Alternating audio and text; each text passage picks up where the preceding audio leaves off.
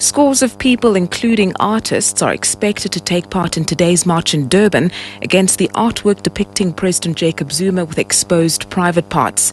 South African Traditional Music Award founder Dumisani Goba says Justice Minister Jeff Radebe has confirmed that his officials will receive the memorandum detailing the grievances about human dignity.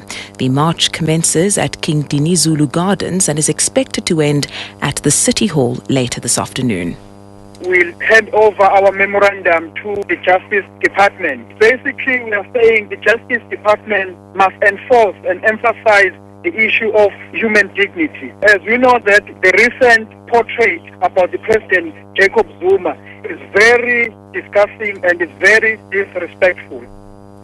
Over our borders now, the leaders of Lesotho's biggest political parties have cast their ballots. They include leader of the ruling party, the Democratic Congress, Pakadita Mosididi, Lesotho Congress of Democracy, Motejwa Metsing, and Tom Tabane of the All Basotho Convention. Mosididi has voted in his hometown Tswelike in the south of Lesotho. Tom Tabane has voted at his home at Abia, just outside the capital Maseru, and Metsing also at his hometown in Liribe in the north of Lesotho.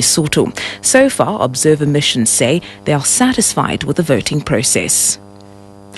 The National Union of Mine Workers members are voting to decide who will lead the union at its elective congress in Kempton Park, east of Johannesburg. Delegates will elect the trade union's leaders for the next 3 years.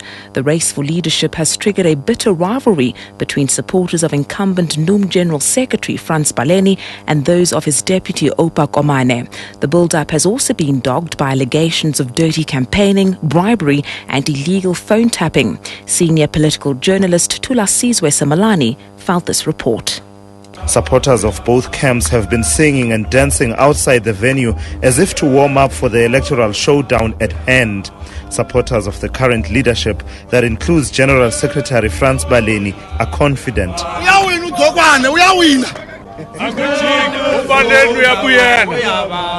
But so are those agitating for change of leadership, whose preferred candidates include Baleni's deputy Oupa Komane.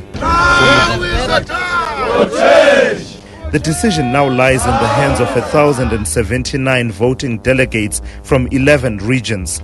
Tula Sizwe Semelane, SABC News, Kempton Park. In other news, the National Union of Metal Workers of South Africa, NUMSA, will be holding rallies in Gauteng as well as the Eastern and Western Cape today to mark its 25th anniversary. The rallies coincide with the ANC centenary celebrations. NUMSA plans to use the rallies to celebrate the role played by workers and trade unionists. Abongile Dumako has more.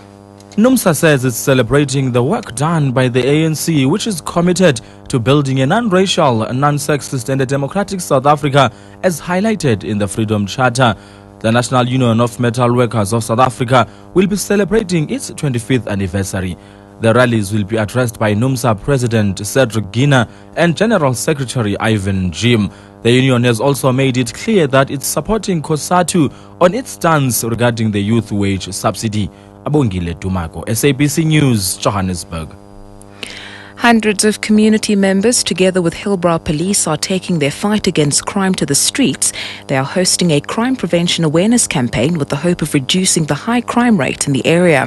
Police spokesperson Jenny Pillay says they want to see a drop in alcohol and drug abuse in particular. She says this march demonstrates the strong partnership between the South African Police Services and the community of Hillbrow. The march shows our strong integrated partnership between the community and the SAPS. We are also educating our community on the various crimes and how they should protect themselves.